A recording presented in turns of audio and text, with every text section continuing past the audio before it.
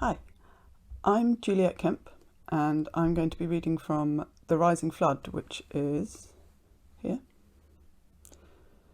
And that's the third book in the Marek series, my fantasy series.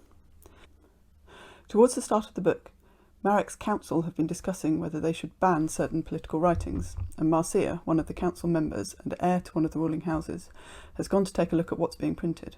While she's there, she encounters someone she didn't expect. Most of the city's printers had workshops on Printers Street, between the Old Market and the squats.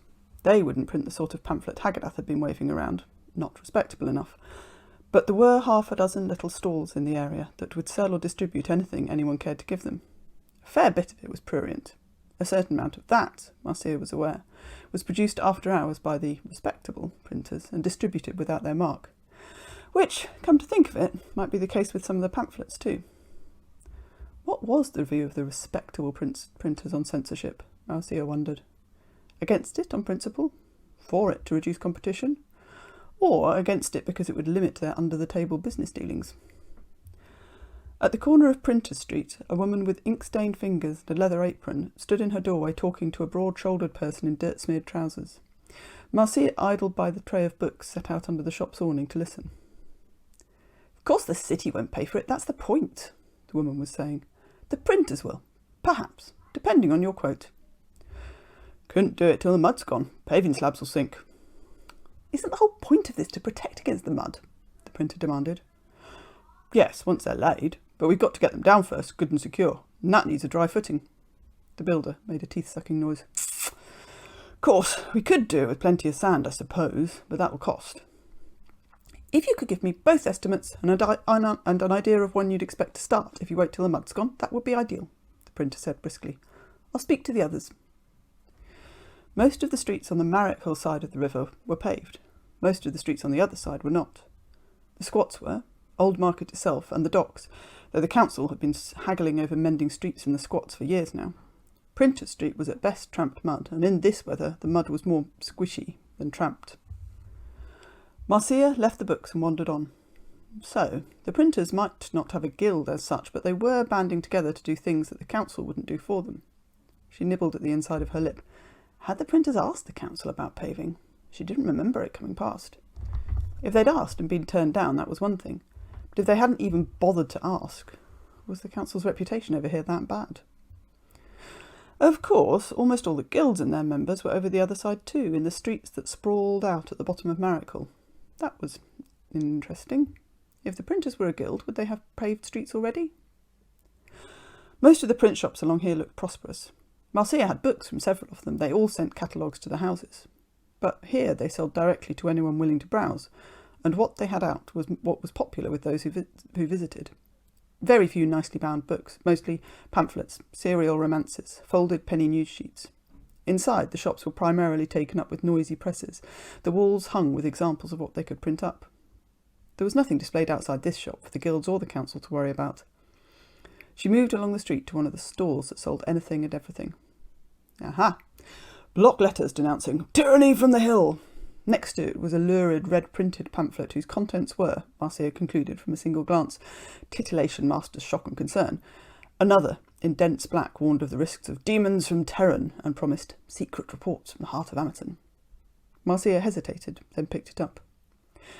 It read like inflammatory nonsense, but the thing was, Marcia had reason to be concerned right now about the Terran Academy and demons, and she'd had real trouble getting any reliable information downriver.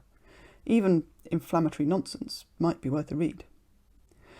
She paid for the revolutionary pamphlet, the Terran Demon one, and a handful of news sheets and more and less sober disposition, turned around to leave the stall, and banged straight into the person behind her.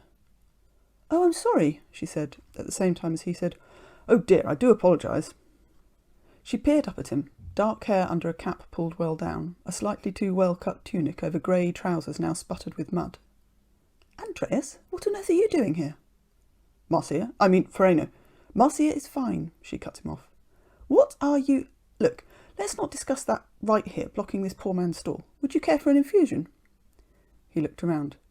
Is there anywhere round here? It's not the wilds of the swamps, Andreas. Don't be ridiculous.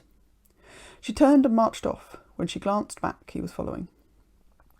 Irin's infusion salon was only a couple of streets away. The bell jangled as Marcia pushed the door open. She wiped the mud off her feet as best she could on the mat. The place was busy today, but there was a free table to one side, and she led Andreas to it and sat down, unwinding her shawl and taking off her cloak. It was the wrong time of year for flowers, but there were fresh, feathery green ferns in the vase on the bright blue wooden table.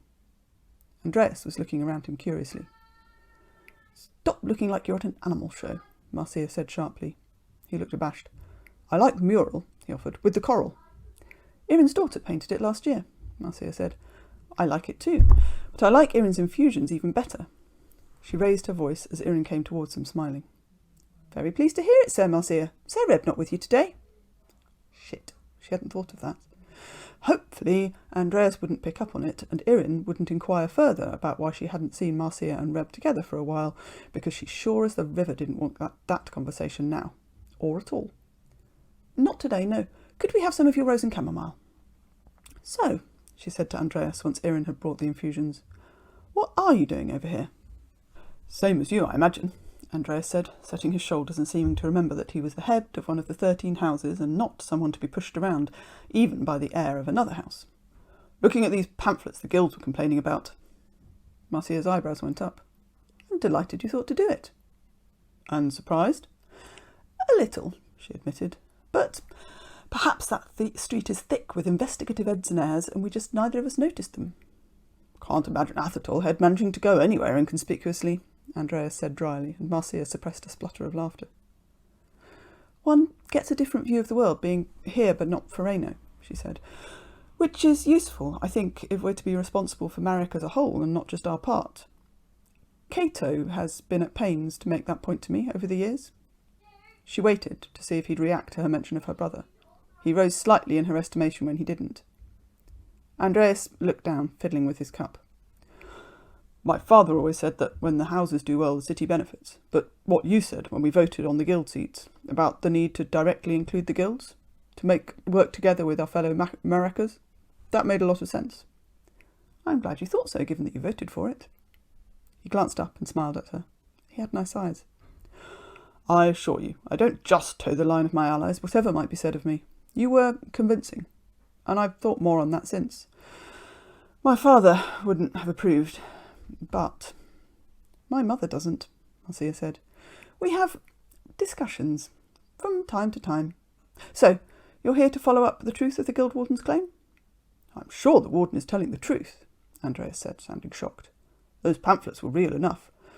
But I wondered whether they were a reflection of a significant trend or merely produced by one or two malcontents. I do not hold with the use of a sledgehammer to crack a nut.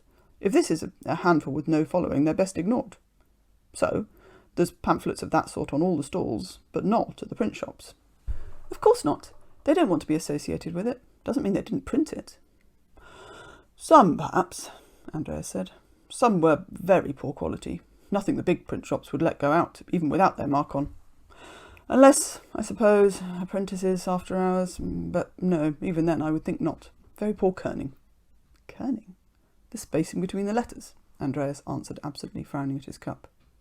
"You have an interest in printing?" "As an adolescent I did," Andreas said. "You may or may not recall I was not expecting to be heir until shortly before my father's death." His elder sister had died that summer too, Marcia remembered, drowned on a pleasure boat trip. She'd been the heir. Andreas had expected to do something else with his life. Printing, apparently. "Although father was not happy about the idea," he gave her a half smile. "It no longer matters." Far too many of the younger house members didn't bother to interest themselves in anything meaningful. She was liking Andreas more and more. "So you think these are produced privately?" "At least some of them. The thing is, there are a fair few, from more than one press to my eye, which means either they're selling well or there's money behind them. You don't run a press, even a private one, for free. Paper, ink, setup. There must be some money behind this, even if people are paying their pennies for the things." "Are they?" "I saw some of them bought," Andreas said, then grinned at her. "Not only by you."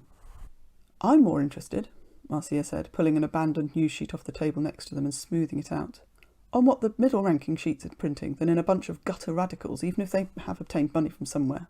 But, look at this." They both stared at the headline. "Is the council failing the city?" "Blunt," Andreas said. That's what worries me, Marcia said, finishing her infusion. If it's the moderates, as well as the radicals, I'd say we need to worry. And that's from The Rising Flood, part 3 of the Marek series, which is available as ebook and print book now.